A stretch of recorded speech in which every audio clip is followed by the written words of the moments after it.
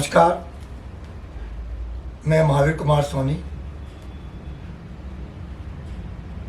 अपने विभिन्न channels electronic platforms के दर्शकों को आज एक बहुत बड़ी शख्सियत से रूबरू करने जा रहा हूँ। आप उनको अक्सर अन्य टीवी चैनलों में देखते हैं, शोज में देखते हैं, कार्यक्रमों में देखते रहते हैं। डॉक्टर अरुण अग्रवाल साहब, नमस्कार। बहुत से अधिकतर लोग आपसे परिचित हैं, फिर भी एक व्यवहार नीति कहती है कि मैं एक बार शॉर्ट में बताऊं। आप अध्यक्ष हैं अंतर्राष्ट्रीय मारवाड़ी सम्मेलन के, नागरिक सुरक्षा विकास समिति के आप अध्यक्ष हैं, 4D के आप कार्यकारी अध्यक्ष हैं, चैम्बर ऑफ कॉमर्स के आप मानद महासचिव हैं। इसके अलावा अनेक राष्ट्रीय एवं प्रदेश संस्थाओं में आप उच्च पदों पे हैं, नेतृत्व करने की स्थिति में है। और आपने व्यापार के क्षेत्र में एक बहुत बड़ा मुकाम हासिल किया और सामाजिक और जो व्यावसायिक संस्थाएं हैं उसमें आप इतने उच्च पदों को ग्रहण कर रखा है, जो एक बहुत बड़ी जिम्मेदारी है। इनका एक सफल संचालन करना, लोगों को मार्गदर्शन देना, अनेक सामाजिक एवं रचनात्मक कार्यक्रमों में अपने आपको आए दिन मुख्य अतिथि के रूप में आमंत्रण मिलता है। आप वहाँ जाते हैं, समय निकालते हैं और लोगों को अपने आशीर्वाद, अपने मार्गदर्शन से सुशिक्षित करते हैं। बहुत आज मेरे को हर्ष हो रहा है कि मैं आपके साथ हूँ इस समय। जो मेरे दिमाग में रहता है कि लोगों को इंस्पायरिंग हो, हमारी पीढ़ियाँ जाने, क्योंकि जिस पद पे आप पहुँचे हैं वो बहुत ऊंचाइयों के पद है। जहाँ तक आज हमारी पीढ़ियाँ, जो मेरी जैसी पीढ़ियाँ या आने वाली, कम पहुँच पाती है, बहुत छोटे पद में भी संतुष्ट होना पड़ता है। लेकिन आप तो आज मारवाड़ी सम्मेलन के भी अध्यक्ष हैं, 4D के कार्यकारी अध्यक्ष हैं और चैम्बर ऑफ कॉमर्स, नागरिक सुरक्षा विकास समिति एवं अन्य भारतीय उद्योग व्यापार मंडल के भी आप राष्ट्रीय उपाध्यक्ष हैं, अखिल भारतीय वैश्य महासम्मेलन के आप राष्ट्रीय उपाध्यक्ष हैं। बहुत बड़ी जिम्मेदारी आपने ग्रहण करी। तो ये कोई इतनी आसानी से तो आपके सर पर आई नहीं होगी। कोई जब तक आदमी को त्याग, तपस्या या कहीं समर्पण नहीं करता, ये तो सब अंडरस्टूड है। तो किस तरह आपने यहाँ, मतलब कहाँ आपका जन्म हुआ, किस तरह आपकी यात्रा शुरू हुई? लोगों को तो यही जानना होता है कि बीच में इस यात्रा के दौरान कई बार डिफ़िकल्टीज भी आती है, कईयों के रास्ते सुचारू होते हैं, कईयों के पीछे कोई प्रेरणा स्रोत होता है, कईयों के माँ बाप या कई दोस्त होते हैं। तो आपका जो जर्नी है उसको हम आज लोगों तक पहुंचाना चाहते हैं हमारे माध्यम से। उसके अंदर आप ये मार्गदर्शन दें, आप ही अपना।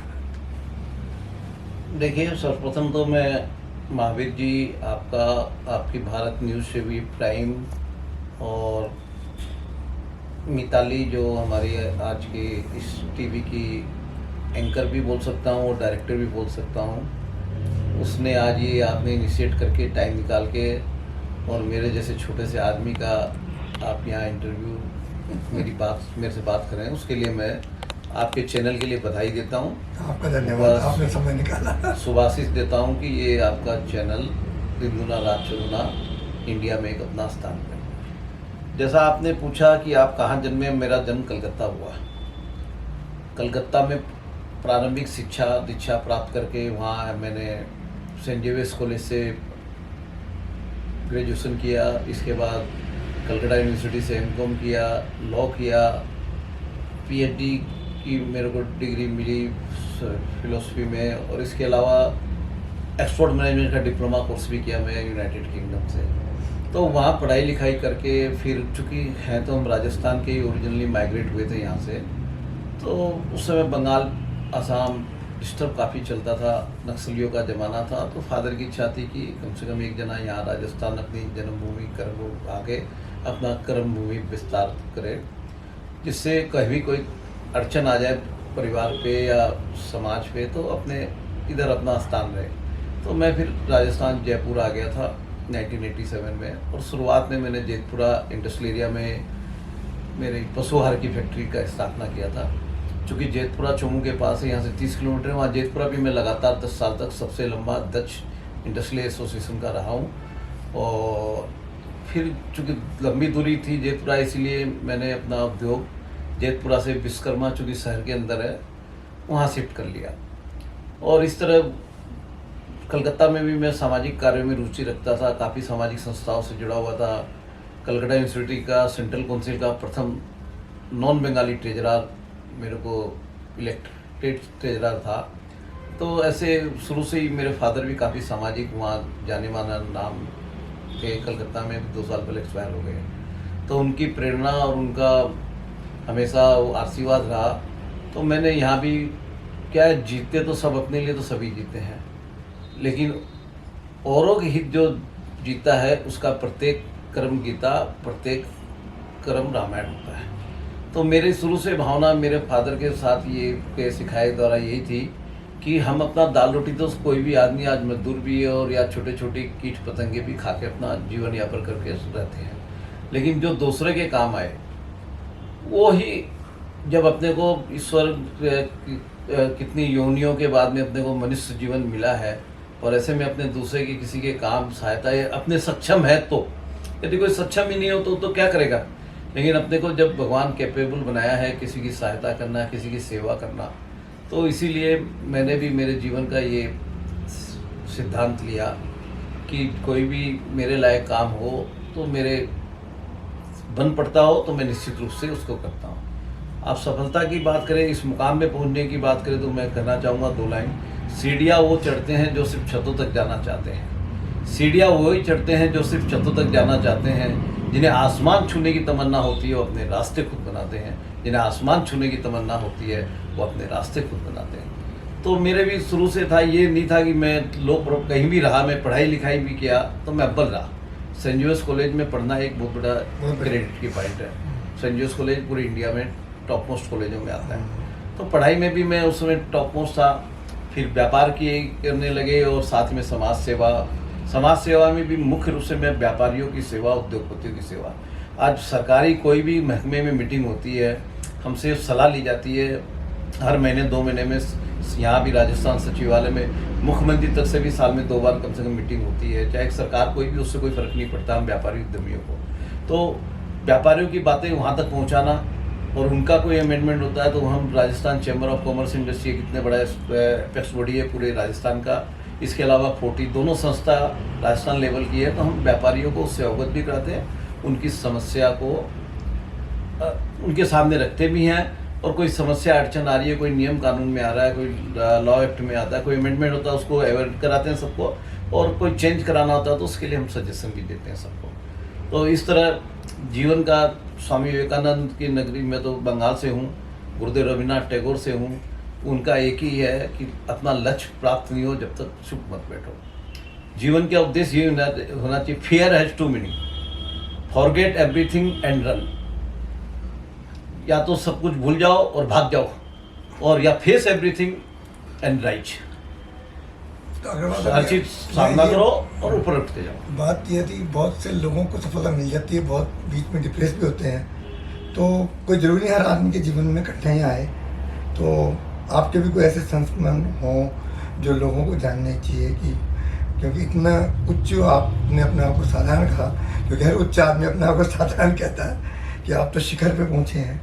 तो कोई ऐसा मामला कि जो आज पीढ़ियाँ डिप्रेस होती है या कई बार मुकाम छोड़ देती है, तो ऐसा कोई ऐसा संस्थान?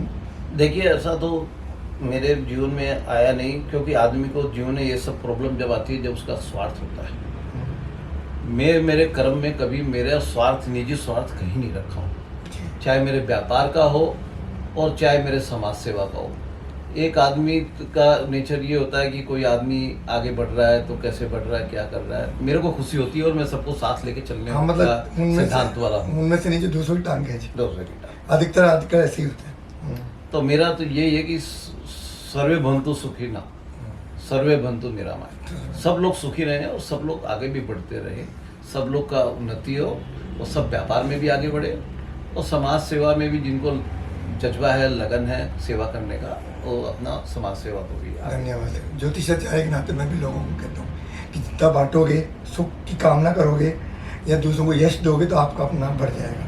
हम जब बांटते हैं कि वो सर्वे मंत्र निरामय का मतलब ये बोलते हैं, लेकिन इसको अंतरंग से जितना निभाएगा आदमी उतना इन्हीं वहाँ दिक्कतें ख़त्म हो जाती हैं। तो आपकी दिक्कतें आई ही नहीं और आप में एक मुकाम, क्योंकि आपने अपना लक्ष्य देखा, दूसरे से क्या मतलब, अपना ठीक है। और ये जो आपके पास इतने उच्च पदों पे हैं, आप नेतृत्व की कर रहे हैं, जैसे चैम्बर ऑफ कॉमर्स है या 40 है, मारवाड़ी सम्मेलन है, इनमें भी आपने इतना उच्च शिखर पे पहुँचे हैं आप, तो ये मतलब एक जर्नी कैसी रही इसमें आपकी? शुरुआत में मैं भी एक छोटा सा कार्यकर्ता ही था, चाहे कोई संगठन हो, कोई समाज हो, कोई भी व्यापारिक संस्था हो, एक छोटे कार्यकर्ता से ही आगे आदमी एंट्री वहाँ बढ़ता से है। हुई, फिर आपकी निष्ठा और आपकी कार्यकुशलता। कार्यकुशलता के कारण, निर्भीकता के कारण आदमी जब पूरा समाज और व्यापार जगत या उद्योग जगत आपकी तरफ देखता है कि नहीं इनमें कुछ है, ये कुछ समाज को या व्यापार को कुछ फ़ायदा दे सकते हैं, जनरल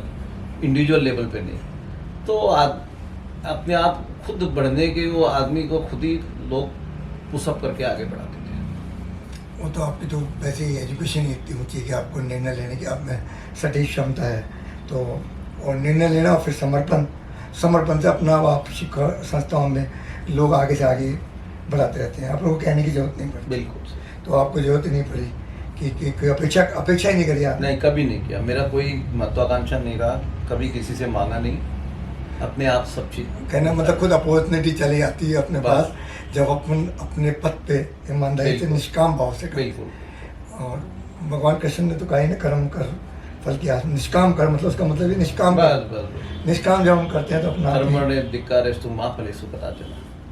तो ये आपका सफलता का मंत्र रहा। आगे जो बिजनेस में आना चाहते हैं, क्योंकि लोग सरकारी नौकरी के पीछे भागते हैं, तो आपने तो सफलता के पूरे शिखर प्राप्त किए हैं, तो लोगों को बिजनेस में मोटिवेट करने की दृष्टि से या आगे आने की दृष्टि से संदेश अगर देना चाहें तो आप बता सकते हैं जनता को, आम मतलब युवा पीढ़ी को हमारी? देखिए, मैं युवा पीढ़ी को यही कहना चाहूँगा, आज का जो माहौल है वर्तमान परिप्रेक्ष्य में, चाहे वो राजनीतिक माहौल हो, चाहे सामाजिक हो, व्यापारिक हो, कि सूरज रोशनी नहीं मांगता आसमान के तारों से, सूरज रोशनी नहीं मांगता आसमान के तारों से, खुद की ताकत से लेना होगा अपना अधिकार जोरों से, खुद की ताकत से लेना होगा अपना अधिकार। आपको अपना अधिकार जहाँ पहुँचना चाहते हैं, जो मुकाम हासिल करना चाहते हैं, आपको अपना खुद लेना पड़ेगा। दूसरे के भरोसे कि मेरा व्यापार दूसरा चला देगा, मेरे को नेतागिरी में दूसरा ले आएगा, समाज सेवा में दूसरा ले आएगा, कोई नहीं लाएगा। अपने को खुद मरे बिना स्वर्ग नहीं मिलता है। दर्शकों को एक बात मैं बताना भूल गया कि आप बिजनेस और सामाजिक और ये व्यापारिक संस्थाओं में तो उच्च पदों पे हैं, तो आपको राष्ट्रीय प्रदेश पे अनेक राष्ट्रीय प्रदेश स्तर पे सम्मान प्राप्त होते रहे हैं और आगे होते रहेंगे। तो मतलब एक हम ऐसी शख्सियत से आज आपको रूबरू कराते जिन्होंने एक चौमुखी अपनी स्थिति, अपना नेम फेम और कार्य, एजुकेशन, हर दृष्टि से इन्होंने मतलब एजुकेशन में भी हमारे लिए प्रेरणा स्रोत है, तो व्यापार में भी है, और जो 40 जैसी और चैम्बर ऑफ कॉमर्स जैसी व्यापार की राजस्थान की प्रमुख प्रख्यात संस्था है, उनमें भी आप इतने बड़े शिखर पर हैं, तो हमें गौरव होता है।